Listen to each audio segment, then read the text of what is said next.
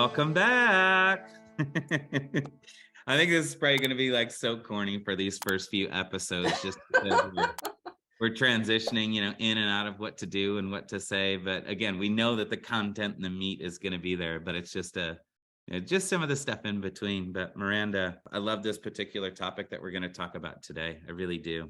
So pumped. So I know that getting through the beginning part of talking to someone like on the phone, or even the beginning part of getting through like a tricky part of the sales presentation can be frustrating. Like, how many people like getting hung up on, or when you get someone on the phone and I gotta go, and they hang up on you, or they say, call me later. And, I think that happens to everybody anyways, but there's an acronym that I want everyone to take away from this phone call today, this podcast today, that is really going to help combat that. This can be used in a lot of different ways, but specifically on the phone, the acronym is D.O.T. Okay. The D stands for deflection. The O stands for objection, and the T stands for takeaway. So just to kind of break it down real quick, John, and then we'll talk about it in a little bit more detail. The D for deflection, the first objection that comes up is never the real objection.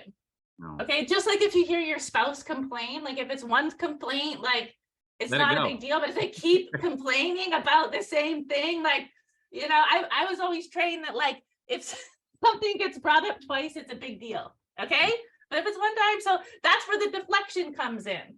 Yeah. Okay, so for an example, John, let's say I'm on the phone with you, I'm calling you, and we're not going to get into the introduction today, but I'm calling you and you ask, how much does it cost? And I'm on the phone. Yeah. The first thing I can do is deflect it, and I can deflect it by doing nothing and just keep talking, right? I could deflect it by saying, that's exactly why I'm calling. I could deflect it by saying, that's great. I remember when I was running my call center and I had a ton of people that would come in brand new, and I get them on the phone the first day and they go, I don't know what to say. And I'm like, well, what you say is that's great to anything that they say to you, and you just keep talking. Right. And they said, that's great. And that's all the objection they had. And that was it. And they booked appointments for the salespeople. Yeah. So it is. It's so insane how many people because as we're kind of jumping into sales, or we're jumping on the phones into the sales process, of how they just overreact to someone's comments or statements. Sometimes That's all it is. It's just a comment or statement. So don't overreact to it. I remember sitting down with the client, and I presented my two options, and the guy was like, holy cow, that's a lot of money. And all I said was, I know. And I just kind of held my pen and piece of paper there, and he said nothing. And then I said nothing. I mean, and I kid you not, Miranda, this had to have been almost 10 minutes where I sat down with my head, with my pen pointed at the piece of paper of option number 2, because that was the thing I said last. But I asked him a question. I said, which option do you prefer, this one or this one? And I pointed there, and he made the comment, that's a lot of money. And literally after 2 minutes of just complete radio silence, he starts laughing. He's like, man, you've had some good training. I'm like, well, I asked you a question and you did, and I was just waiting on a response. Right? So there's another way to deflect, is just because all he made was a statement. He didn't re-ask me a question within that question. So truly try not to pay attention to most statements, right? Does that make sense? Yeah. And I on the phone, what happens is, how many of you guys, when you get a call from someone you don't know, you want to talk to them, you're like, oh, wow, everyone wants to get off the phone of somebody that they don't know who it is, type thing. So when somebody tries to say, I want to get off the phone, can you call me back? I'm not interested. I don't care, because they don't even normally know why you're calling yet or what it's about. So I just kind of shut my ears off to that, continue to keep talking, because that is a deflection. That's great. That's exactly why I'm calling, or do nothing and just keep talking. Yeah. Right? So you're right. We don't want to water that plant when it doesn't need the water at that point. Right. So true. So true. There's no need to address it for the most part. But if it comes up again, if the spouse keeps bringing that thing up, you're going to have a talk about it, right? So that's where the O comes in with the objection. And this is where you're going to have to answer what's going on. But here's the thing that a lot of, especially new people, fail at is they do an objection, they answer it, and then they pause. And they pause, and it almost sounds like they're waiting to hear what the customer or client thinks of what they just said. Correct. They're Like, waiting and for don't do that. confirmation. Yeah, they're waiting for confirmation or validation. You don't need it, right? Is exactly what you're talking about. So just assume that what you said, like, you know, in the beginning, like, especially when you're new, you probably don't have a ton of confidence. You need to borrow confidence. Borrow it, because you got to say it strong, even if you're wrong. Say it. And I remember when I was teaching this to brand new people, the same ones that I only gave them "that's great" on the phone, the next time I would teach them an objection and they would use it, and sometimes they'd use the wrong one, and I'm like, I don't care. If you say the wrong one, you say it strong, and you go back to script, and guess what? They book people because they sounded confident. But they didn't pause, and they went right back to script. And John, I had my my 12-year-old making calls a few months ago, calling, and he was I don't doing know if there's that. like any child labor laws involved in that. He wants to do what I do when he gets older, so I let him call some people. But yeah, there was no money being paid or anything. But I just said, you got to go back to script. He goes, okay, yeah. And he was even setting appointments too, wasn't he? From what I remember. He was doing really good. And what was really impressive about him is, like, he just got told no, or he got hung up on, and he just picked up the phone and just called the next person. He did not care. I was like, yes. Now we get everybody doing that, right? Well, that's why we have stuff like this, like D.O.T, because, you know, when you stick to these things, like, I know that I've tried everything I can do, so I'm not going to get my feelings hurt if I don't book somebody or get a sale if I stuck to the system and it didn't work. If they said no, that's okay. I tried my best, off we go. But if we didn't, now we can be upset at ourselves, saying, man, I should have, could have, would have, etc. Yeah, so good. So good. Yeah. And then the final part of the D.O.T is the takeaway, right? The takeaway. So here's the thing. Does anyone want to buy from somebody that's desperate? Do you want to buy from someone that's desperate? Will you even do a sale with someone that's desperate? Will you show up for an appointment with a desperate person? Probably not, right? So one of the biggest things in this whole process is not going overboard to trying to convince somebody to buy from you, to show up to an appointment with you, whatever the case might be. So after we've tried 2 tries, we want to take it away. And the takeaway can come in a lot of different forms. But typically, like, if I'm dealing with someone who's being silly, right? I'm not interested. I don't need that. Rah, rah, rah.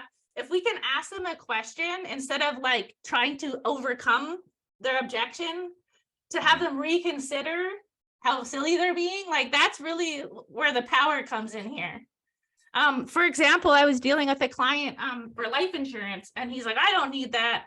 And I was like, okay, well, I know you have a wife and 2 kids. Like, if you were to pass away in a car accident tonight, is your family going to be okay tomorrow? And one of 2 things is going to happen. Either he's going to be like, actually, they'd be screwed, and he's going to smarten up, or he's going to continue billing silly, and I don't want to work with that anyways.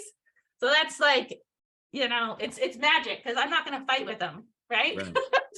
Yeah, no, and it's so true. Like, kind of at the beginning of what you're talking about, it's like, when desperation rises, standards fall.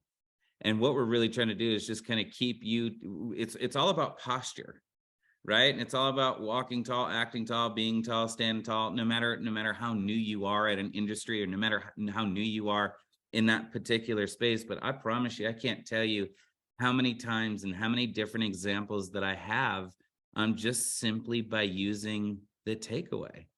And the takeaway can come in so many different forms, right? If you're in car sales, and I don't really know how car sales work because I've never been in it, but, like, I've seen it where they flip over the back of the piece of paper, and then, hey, if you put this little bit down, and then can you commit to this monthly? And then the customer's even kind of going back and forth with you. You can say, all right, well, listen, before we even make any commitments, let me just make sure that this specifically, this car is available. Huh? But people want what they can't have. Like, you all have to understand that, Miranda. Seriously, I don't know, whatever. They got iPhone 16 out now, or 18. I don't even know what the hell it is. But let's say that you need a new phone, right? Oddly enough, after 2 years, like my phone, literally just like, you know how they give you 2-year plan on it for free or whatever. They give it 2 years for you to make payments on it. My 2 years up, and like now when I go to plug it in, it says that there's water in it. It's like planned obsolescence, which is such crap. But anyway, go in, you buy a brand new phone, and let's say that they do have the iPhone 16 or whatever, and they're like, all right, we have 57 of the iPhone 16 Maxes, right? And then whatever the different version is, but we only have one left of the iPhone 60 LS. What's the difference? Well, this is just bigger. Why are there so many? Why is there only one of those left? Organically, like, where does your brain go? I want to go toward the one that I might not be able to have, right? Like, people want what they can't have, and you can use that with such power and with such strength, right? How many different times have you used it over the course of your career in everything that you're doing, right? You're using it like, you know what, even when you go to set the appointments on the phone, you're like, listen, this is actually the last time that I have available. Like my schedule's extremely full. You're going back and forth like, oh, here's the very last time that I've available. That is a takeaway. There's so many little forms of takeaway that we use to position ourselves in strength, to position our posture a little bit better, Mer. Yeah, and we could go on and on about takeaways, and I'm sure we will. But it's like the icing on the cake on all of this, like taking it away by saying, listen, I don't know, you know, if you can have that. Like, I don't know if you'll get approved, or I don't know if whatever the case may be, but like adding that in there. I think the last presentation that I did, I think I did it like 15 times. Yeah. In my last presentation, I was like, whoa. Yeah. But I helped them. I was helping, you know, it's like at like an 80-90% like rate by just telling people I don't know. You can get it. Yeah. Yeah. I can't tell you how many times, even in this space where, you know, just at the very end of it, like, look, I can't make any promises to you that we can get this for you. I can just promise to try my best. Is that cool? Yep. Done. Right. But it is a form of a takeaway. Wait, I thought we could get this. No, I can't make any promises as we can get you exactly this, but I can just promise you to try my best. That is another form of a takeaway. Takeaway is your best friend. Do not sit there and go back and forth. Go ahead. So John, this is something again, because John has all the fancy footwork. I'm like really simple when it comes to this stuff. I remember sitting with clients and just feeling frustrated. You know, when you like feel like you're like, I don't know if my face is going red or like whatever. You know what I do in that moment? And you just made me think of it. I take it away. As soon as I felt like I was trying to convince someone to do something, I'd say, listen, John, it sounds to me like you're all set. Maybe you just don't do anything. Mm-hmm. Yeah. And just sit there. And I'm telling you, like, it was perfect because I didn't have to go down this road of, you know, trying to convince, and I'm just like, put my heels in, and that's that, you know, and that's when I knew I had to do a takeaway. Yeah, it's so true. It's so true on how it changes like their posture too, right? It's like, listen, I'm the liaison in between you and the manufacturers, or I'm the liaison in between you and the world of the carriers, right? And so it's like you can really start to kind of bridge that gap, but take it away. But to me, it just like, I'm the one that's going to be here fighting for you. I'm the one that's going to go out and deliver this policy. I'm the one that's going to be there for your spouse. It just doesn't seem like you're as interested in your family as I am, you know? And so I totally get it. We can go ahead and just kind of stop this right now. And people go, wait a minute. No, you're reading me wrong. Oh, okay. And so it's so many ways that we can use this to our advantage, Mer. Yeah. I remember one of the biggest policies that I ever wrote. You were doing a call and you said something, and I just stole this line and brought it in with me to this next appointment. It was luxury versus necessity. And I was dealing with this doctor, and he didn't really need what I was selling to him. And I just looked at him and I said, you know, I don't really think you need this. I think for you, this would be more of a luxury than a necessity. And he said, you're right. I like luxuries, and I think I'll go with the plan that's $1,000. So, right. Like, Like, but if I would have pushed on and continued to like trying to sell him, there's no way in the world like I would have helped that person. There's no way. So you No, got to know. I think it's like on the phone again, John, and the client presentation are dealing with the sales presentation. It's maybe more, but the phone, anything more than 2 times is begging. mhm, Nowhere to do the takeaway, and it can pay you massive dividends. yeah, yeah.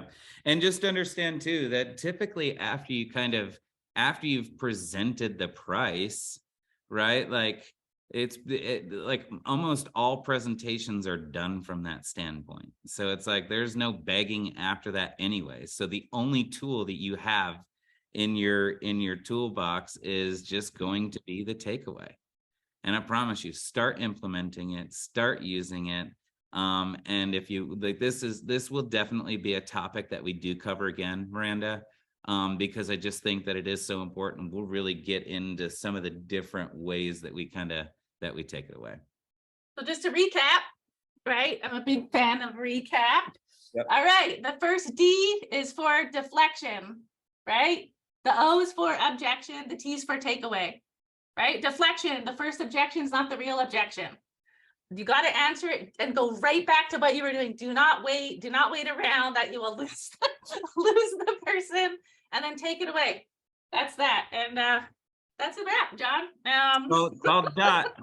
Called dot. So keep plugging in. Again, we have so many more like this, and we're just trying to help one person at a time, not suck at sales. That's right. Don't suck at sales. And if you are, let us know what you need help with. And we'll show you how not to suck at it.